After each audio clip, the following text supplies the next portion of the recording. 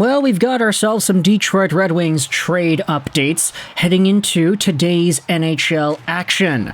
Now, the Wings are going to be playing off against the Tampa Bay Lightning at 4 p.m. PST, 7 p.m.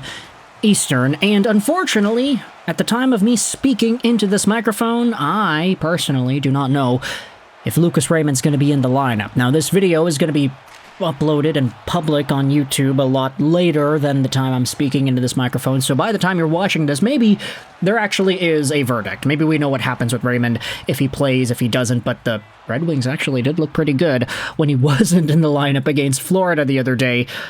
Not saying that him not being there is very welcoming, though. I'd love to have him back, especially for my fantasy team. I need the points. But instead of focusing on Detroit Red Wings game action, let's talk about some of the other things that do relate to how the team is assembled today. Because we have ourselves an update from David Pagnotta as to how the Detroit Red Wings want to proceed this year. I'm going to leave a link in the description to this article posted on RedWingsInsider.com by Bruce Raymond. Don't believe he's a relative of Lucas, but I digress.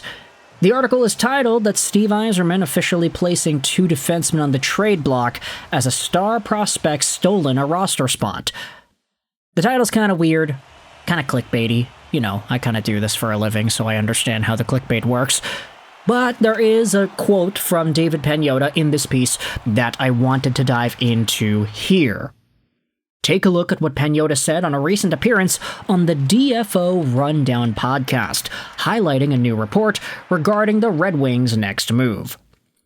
There's some talk that the Wings are looking at and open to moving some of their defensemen, Pagnotta said to the DFO Rundown host Irfan Gaffar on October 15th. And I think there is mutual interest from the player side of things.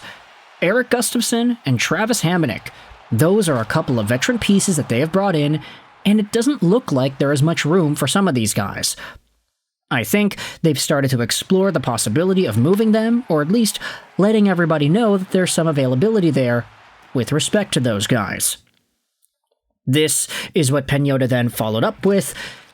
This is the team that's been looking for added offense, Pagnotta added. We know this is a club that has been looking at the center position as well, just in terms of adding and strengthening the overall roster. Now, duh. Montreal's looking for a center, Vancouver's looking for a center, a bunch of teams are looking for a center, Detroit's looking for a center. Yeah, that makes sense. But it's also kind of interesting. It's like, yeah, I mean, the team's looking for offense. Oh yeah, not like every NHL team would welcome offensive tools being added to their squad. Okay, enough poking fun at Pagnotta. He says this here. The Red Wings signed a lot of defensemen this past summer for some reason. I think they were trying to decide if their younger guys were ready to start making those inroads into a full-time NHL slot, and they weren't so sure. So, they cushioned it. That is when the host of the podcast, Irfan Gaffar, expressed the defender who started this ripple effect. I guess a lot of it has to do with the play of Axel Sandin Pellikka, Gaffar said to Pagnotta. There's a guy who probably they didn't know what to expect out of, and now he's probably quarterback for power play too. At least in the early going, it's looking good, Pagnotta chimed back. He's taken those steps and earning that additional ice time, which is pushing some of the veteran guys out, even some of the newer ones. And so essentially what's being discussed here is that, according to David Pagnotta, seems like the Red Wings are interested in moving on from the services of Travis Hamonic and or Erik Gustafsson. An idea that both of these players would also welcome based off of what's happened so far this year. And I say what's happened so far this year, quote unquote, as if it was a really big deal, but really, nah, it's not really that big of a deal. These guys, yes, it's true, there were folks that were expecting them to have some sort of NHL projectability heading into the season, but I honestly do subscribe to that idea that says that part of the reason they were even acquired by Detroit was as insurance, just in case Axel Sandin Pellikka wasn't good enough to start in the NHL, just in case Albert Johansson needed a little bit more training wheels, just in case these younger players were not ready to make that step. And now you're taking a look at it like, okay, Jacob Bernard Docker, pretty strong depth defenseman, a lot better than Travis Hamonic and a lot better than Justin Holl. You also had Erik Gustafsson, who straight up got beat.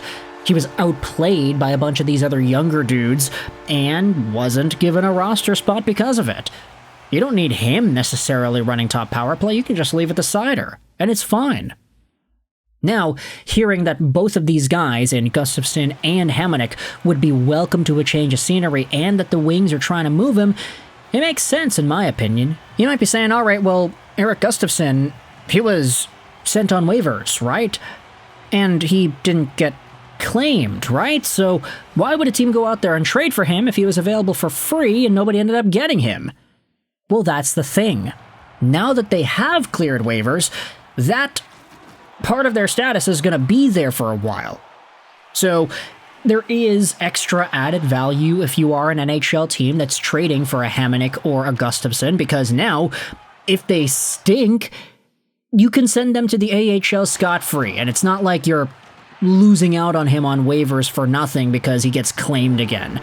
There is extra added value with players being non-waiver eligible, so while it doesn't last forever, it could be seen as a pretty interesting stopgap type of acquisition for a team that maybe has a little bit of a defensive bubble that needs to be padded on a little bit more.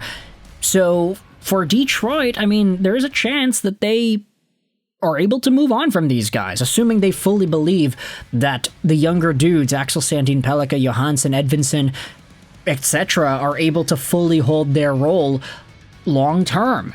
And I say long term, I mean like over the course of a full 82-game season.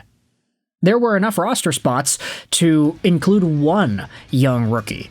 And a lot of folks were wondering, okay, who's it going to be? Is it going to be ASP or a Finney or what have you? Is Danielson going to still be on the team when he comes back from injury? And then it was like, all right, well, exclude Danielson because he's hurt, but they ended up keeping all three of the young rookies, MBN, ASP, Finney, and they sent down Gustafsson and Justin Holl to do so.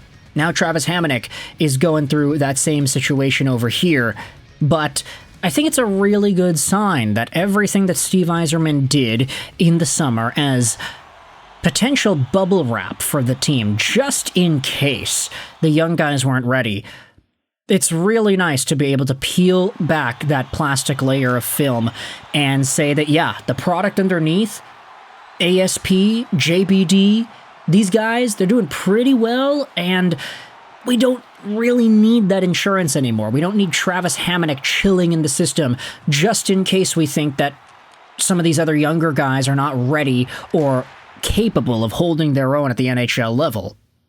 So, with that in mind, let me know your thoughts in the comment section below about this Detroit Red Wings trade update. These younger defensemen, these younger players, they've really shown off well, and I think there's so much more to be excited for heading into the rest of the year. We'll see how well everybody can fare throughout the course of not just today's game, but the rest of the season too. If you enjoyed this video, feel free to hit the like button. If you did not, then hey, the dislike button's down there for you as well. Thoughts in the comment section below about the Detroit Red Wings. Which teams do you think exist out there that could actually use an Erik Gustafsson or a Travis Hamonic? I know there are going to be so many folks that joke around in the comments and say, huh, Travis Hamonic? Yeah, no team could use that guy. He sucks. But yeah, let's try to be nice here, folks. Okay, I'm not really being nice. I'm the one who started it, wasn't I? Let me know your thoughts in the comment section below. I hope you enjoyed this video. Sign on, and bye.